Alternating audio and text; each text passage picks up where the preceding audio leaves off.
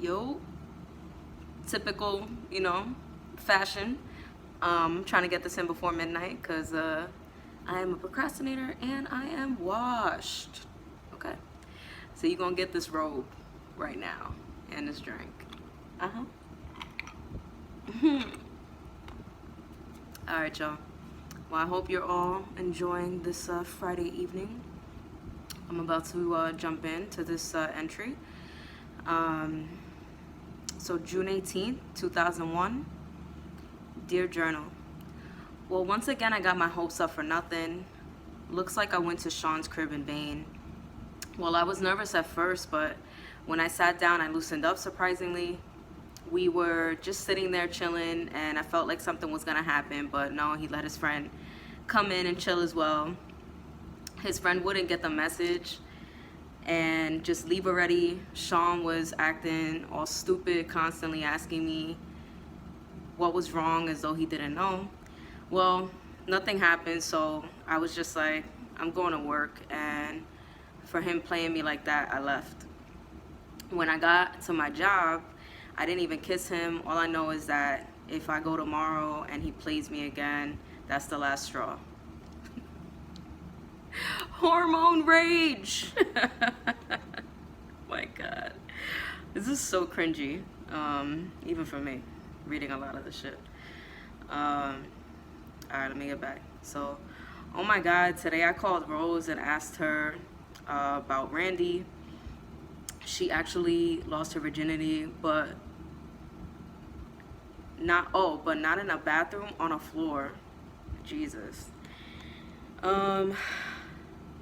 Then she did it again in a bunk bed, and Denise was on top doing it with Anthony. Oh my God. Rose says she's gonna do it again. Oh, she's not gonna do it again for a while. We'll see. Damn it, Denise is becoming promiscuous. Who the fuck even taught me that word? And by the way, no, I didn't spell that shit right. I wonder what it would be like if I were to lose my virginity. Also, I can't wait till my brother Cito leaves so I can have one less person on my case, and because he's an asshole. Today, Today his incense as was falling. Oh, I see. Sorry, I didn't spell it wrong. I read it wrong. Except for incense, I don't know if I spelled that right. But all right, let's get off that shit. Today his incense ashes was falling on my floor, and I told him to clean it, and he was screaming like as though he were high. How am I supposed to clean it? Oh wow, I remember this. Then, so he was like shouting at me, how am I supposed to clean this? And then he started banging on my head with the handle of a knife. Then he spit juice in my face. That shit pissed me off so much that made me want to do something bad with Sean so much. But I eventually cooled off. Well, let's see what happens tomorrow. See, so that's the thing. So like, when I was younger, I mean, I'm sure I had like raging teenage hormones, clearly. But I think why it kind of, well, at least to me, I mean, I don't know, because I don't know what it was like for other people, but I think why I used to go so hard was because like I just didn't really feel like loved like that at home. And it was just constantly some shit, I'm trying to come into my own, and I guess that's like a conversation for another day, just to kind of dive deeper into it. But as you can see, like, it was just, I don't know. I think that was like, I think why I used to like crush on like boys and like, talk on the phone a lot and stuff like that. Or, I mean, maybe that's just like typical teenage shit, but I feel like a lot of it was like an escape for me, kind of like watching movies. Like, I was very big into movies. And at the time that all this is going down, so I'm like 14, we're living in my mom's boyfriend's house, which I fucking hated that guy to this day. I don't say his name. I call him the fat guy. And anybody that's close to me knows who the fuck that is. And I don't fucking like that guy.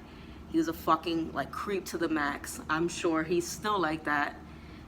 So it's hard. Like, you're a young woman trying to come into your own, and You know, you're not feeling loved, you don't feel beautiful, you don't feel that warmth, you know, like, and my brother, you know, he's just a dickhead, like, just always fucking with me and stuff. And so I got sidetracked. So at the time, we were living in this dude's house, and it was in the basement apartment because he owned the house, but I don't remember why we moved to the basement. I don't know if it was like to get more money from upstairs. Honestly, I have no fucking clue. There was no, to me, it was like, it made no sense. But actually, we did end up moving upstairs. So when we first moved to that house, we lived in the garage. And when I had came out here to Long Island, we actually were all split up. So like, I think my brother might have been staying with my dad, the oldest one, and then the middle brother might have been staying with like an auntie, and then I was staying with a separate auntie. And then my mom, you know, trying to lock down employment and like trying to find us a place. And she said she always had a hard time finding an apartment to rent because she was a single mom, which I believe her. I'm sure that that's difficult to do, because then you're probably like liable for the kids and whatever. I don't know. But yeah, so when we moved out here to Long Island, you know, I was still like in like my, I don't, we call it the tomboy phase, but that's also another conversation I want to talk about. But yeah, like I just moved out here. I had just gotten what I call my lady time. You know, a lot of things were changing, like, and I used to be able to walk around my apartment with my brothers and my mom with like a big t-shirt on, like it wasn't a big thing. And then as soon as we moved into this garage, I guess like that's what kicked off their relationship, her and this guy, almost right away as soon as we moved into like the garage of his house. And yeah, like it was such a big shift because it's hard enough that we moved out here. Like it felt so sudden. That's kind of because it was.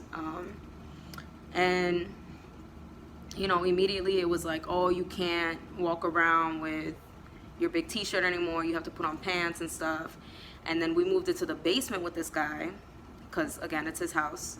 And so we officially like moved in with him, and they lived in like this room, and I didn't even have a room. So like I'm a young teenage girl, and you know, it's tough. Like it's tough. Like you don't feel like any area of your home is like safe, because it's like I can't even like walk around this guy with like a spaghetti strap t-shirt or tank, whatever, without feeling uncomfortable. And then for my brothers to get to their room, they had to walk through my room.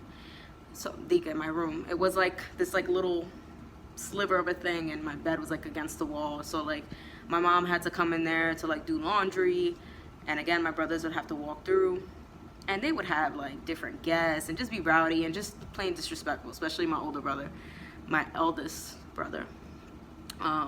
So yeah, it was it was not a fun experience. Yeah, I'm definitely gonna have to dedicate some time to talk about that separately.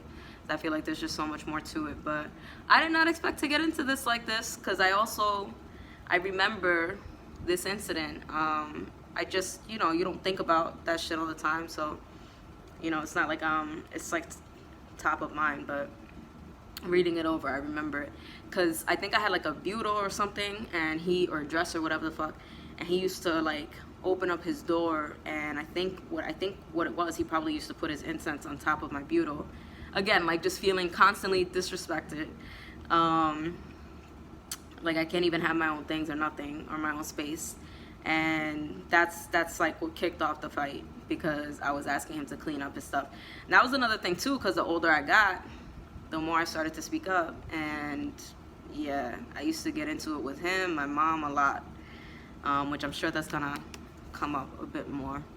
Okay, well, there's your story time. I wasn't expecting to you know, share all that, but all right, I'll be back tomorrow. Good night.